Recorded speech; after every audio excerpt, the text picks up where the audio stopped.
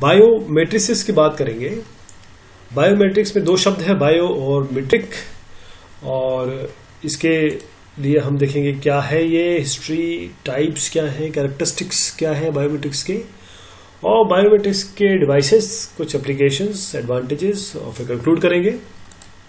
Biometrics एक ऐसी चीज है जो एक इंसान, एक आदमी के वेरिफिकेशन या वैलिडेशन के काम में आती है, जिसमें या तो वो फिजियोलॉजिकल बेस हो या बिहेवियरल कैरेक्टरिस्टिक हो।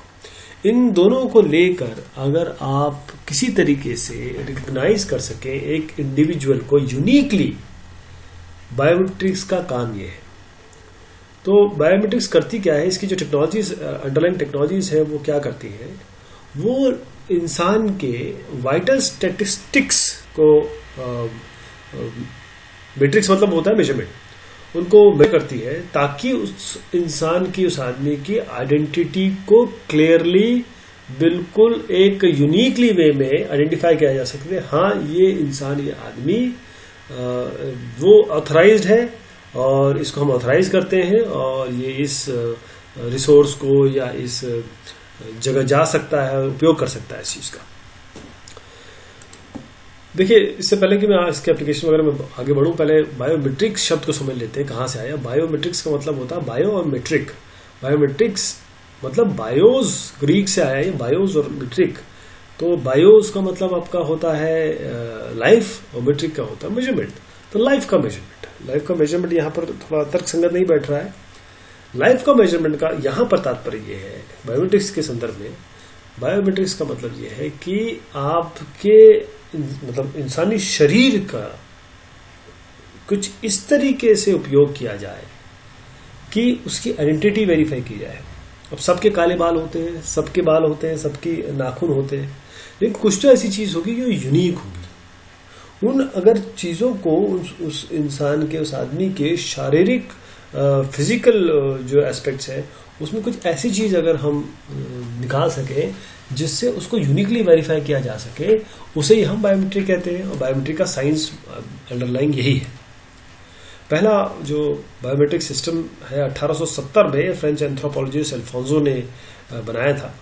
और ये जो स्टडी है बायोमेट्रिक्स को, इसको एक डिस्टिंग्विश फील्ड ऑफ स्टडी में आज ला दिया, लेकिन अब ये स्टडी फील्ड नहीं रही, ये बहुत एडवांस हो चुकी है। आप जो भी सुन रहे हैं, या तो आप कॉलेज जाते होंगे, या आप ऑफिस जाते होंगे, या स्कूल जाते होंगे, तीनों के लिए मैं मतलब 99% जो लोग सुन रहे हैं वो जरूर या तो कार्ड दिखाते होंगे, एक्सेस कंट्रोल कार्ड दिखाते होंगे, या अपनी फिंगर दिखाते होंगे, या अपनी आंखें दिखाते होंगे, तो आइरिस वगैरह, रेटिना जो चेक होता है। तो हर जगह ये है, व्याप्त है, हर जगह ये अब इंटीग्रेट हो चुका है। This is a part. जिस तरीके से जो टेलीफोन है वो हमारी जिंदगी का हिस्सा बन गया, वो लग्जरी नहीं रही, इसी तरीके से बायोमेट्रिक्स भी आ गया। और पहला क्लासिफिकेशन जो मेथड था फिंगरप्रिंट्स का, वो 1892 में सर फ्रांसिस गैल्टन ने किया था। तो बायोमेट्रिक्स में दो एक तरीके से ब्रांचेस हैं। पहली ब्रांच है बिहेवियरल बायोमेट्रिक्स, ये वेरिफिकेशन के लिए उपयोग होती है। दूसरा है फिजिकल बायोमेट्रिक्स, ये होता है या तो आइडेंटिफिकेशन के लिए या वेरिफिकेशन के लिए। तो बिहेवियरल बायोमेट्रिक्स में क्या क्या चीज आती है, वैसे इसमें काफी है, लेकिन तीन मैंने मेजर उठाई है। एक स्पीकर रिकॉग्निशन है, जो आप बोल रहे हैं, आपकी वॉइस रिकॉग्निशन है। सिग्नेचर है, आप जो हाथ से लिख रहे हैं, सिग्नेचर आपका माना जाता है कि यूनिक है। जैसे मैं स्टार्टिंग में मैंने बताया, ये एंड तक चलेगा कि कोई यूनिकनेस होनी चाहिए, उसी के बेसिस पे आपको आइडेंटिफाई किया जा सकता है। जैसे बालों के से आपको आइडेंटिफाई नहीं किया जा सकता, बालों के डीएनए से आपको आइडेंटिफाई किया जा सकता है। लेकिन जो अमूमन डेली का काम है, डेली आना जाना, मतलब एक जगह आपको 4 बार 8 बार जाना है, तो बार बार तो डीएनए टेस्ट नहीं हो सकता। तो इन सब के लिए ये बायोमेट्रिक्स है। दूसरा की स्ट्रोक, ये तीनों आपके बिहेवियरल बायोमेट्रिक्स है। फिजिकल बायोमेट्रिक्स समझिए, आपके अगर आपकी उंगली या फिर कोई भी एक फिंगर, उसका प्रिंटिंग है। फेशियल आपके चेहरे का रिकॉग्निशन है, आपके हाथों का पूरा जो हैंड प्रिंट है। आइरिस रिकॉग्निशन और मस्कुलर पैटर्न। आइरिस रिकॉग्निशन, ध्यान दीजिएगा, आइरिस आंखों, क्योंकि आंखों का पैटर्न भी बिल्कुल यूनिक होता है।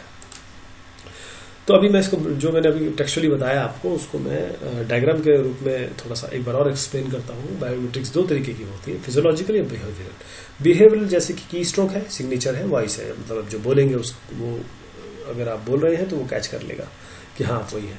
लेकिन फिजियोलॉजिकल में यहाँ होता है चेहरा यूनिक होता है आपका, फिंगरप्रिंट यूनिक होते हैं, हैंड यूनिक होता है, आइरिस, ध्यान दीजिएगा, आइरिस, रेटिना नहीं, आइरिस, और डीएनए ये एकदम, ये तो खैर ऐसी चीज़ है जो मतलब बादशाह है, लेकिन मतलब बादशाह ऑफ वेरिफिकेशन और वैलिडेशन है। बायोमेट्रिक्स डिवाइसेस में आपका आइरिस स्कैनर होता है, fingerprint scanner, face camera, retina scanning और डीएनए मैचिंग, ये सब मैं आपको एक एक करके दिखाता हूँ। आइरिस स्कैनर यानी आप आंख लगाइए, आपकी आइरिस स्कैन हो जाएगी, आप स्कैन हो जाएंगे, आप वैलिडेट हो जाएंगे। अगर आपकी स्कैनिंग नहीं हो पाती तो सॉरी, आपको एंट्री नहीं मिल पाएगी।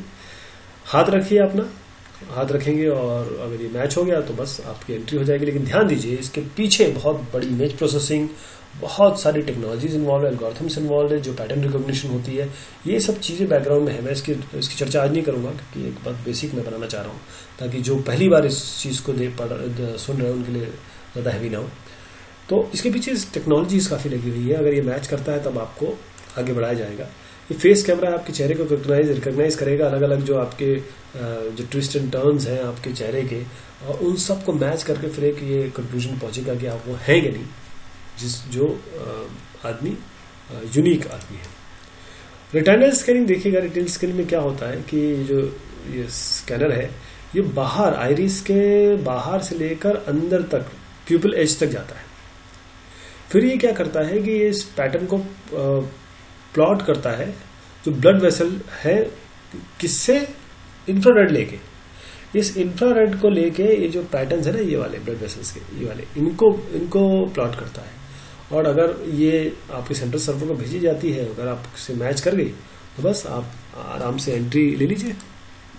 डीएनए मैचिंग, मैंने बताया कि ये तो बादशाह है, लेकिन इतना आसान नहीं है। हाँ, अगर आपको वाकई किसी की चेक करनी है जो कि नॉर्मली क्राइम्स और मतलब चाइल्ड बर्थ और इन सब चीज़ में चेक होता है, तो उसमें ये पूरा आप साइंस यूज़ कर सकते हैं।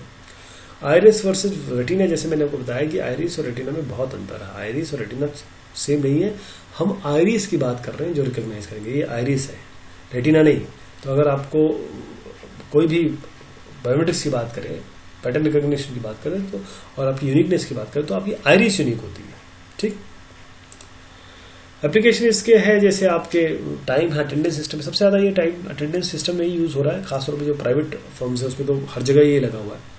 और सेंट्रल एम्प्लॉय की एक टाइम कीपिंग होती है। जब भी कोई सबसे पहले एम्प्लॉय ज्वाइन करता है तो सबसे पहले उसको एक कार्ड दिया जाता है, उसकी सारी स्कैनिंग होती है, और स्कैन करने के बाद फिर वो आराम से आ जा सकता है। जिससे आपकी सेफ है, कहीं पे सोना चांदी रखा हुआ है, कहीं पे कोई ऐसी इंपॉर्टेंट डॉक्यूमेंट रखे हैं जाके, और जहाँ पर डिफेंस सर्विसेज हैं, जहाँ पर लोगों का आना बहुत बाढ़ है, मतलब हर रुकावट है, वहाँ हर आदमी कोई मूवमेंट नहीं दे सकते आप, वहाँ पर आपका ये है। आप होम ओनर्स भी है, कोई करोड़पति लोग हैं वो भी लगा लेते हैं। और एक्सेस कंट्रोल सिस्टम है, बहुत अच्छा सिक्योरिटी देता है एंट्रेंसेस में। एडवांटेजेस इसकी है, सबसे पहली चीज़ तो इंक्रीज सिक्योरिटी, आप आराम से लो कॉस्ट में आपको सिक्योरिटी मिल रहा है। पासवर्ड की झंझट नहीं करनी पड़ती, पासवर्ड कभी भी हार्ड होते हैं, आप खुद ही भूल जाते हैं, या किसी दूसरे को दे देते हैं, वो एंटर कर देता है, तो ये तो लॉस हो गया ना। और कोई भी इंडिविजुअल कोई कुछ कर रहा है तो उसे आपको पता लग जाता है, क्योंकि जब आप गलत कोई बायोमेट्रिक्स में गलत एंट्री करते हैं और 3 बार एंट्री करते हैं, या जो भी number of time which has been established, और आप जब गलत पकड़े जाते हैं, मतलब 3 बार गलत हुआ तो आप पकड़े जाएंगे, आपको देखा जाएगा ये तो गलत आदमी है, तो पकड़े जाएंगे तो आप कितना आसान हो जाएगा कि, और वो कैमरा भी लगा हुआ है, सब कुछ लगा हुआ है, और आपने गलत एंट्री करने की कोशिश की। ये एडवांटेजेस है इसके। कंक्लूजन में मैं बताऊंगा कि बायोमेट्रिक्स केवल आपके इमेजिनेशन पे है। किसने सोचा था कि आंख की जो आइरिस है उसको स्कैन किया जाएगा, कि वो यूनिक होती है, तो इमेजिनेशन पे रुका हुआ है। बाकी आप कितने लेवल तक जा सकते हैं ये आगे सालों में पता चलेगा। हर एरिया में इसको यूज़ हो रहा है, और हमने कुछ आपको पॉपुलर एप्लीकेशंस और टेक्नोलॉजी दिखाई। होपफुली आप, अगर आप बायोमेट्रिक्स में इंटरेस्टेड होंगे, क्योंकि इसके पीछे केवल ये डिवाइसेस नहीं है, ध्यान दीजिएगा, इसके पीछे बहुत बड़ा साइंस है, कंप्यूटर साइंस लगती है इसके पीछे, इमेज प्रोसेसिंग लगती है, इलेक्ट्रॉनिक्स लगती है। उन सबको मिला के ये जो छोटी सी चीज़ मैंने बताई, एक बहुत बड़ा अथाह सागर है। तो अगर उसमें आप परस्यू करना चाहते हैं तो और डिटेल स्टडी करिए। बहुत शुक्रिया, बहुत मेहरबानी आपकी।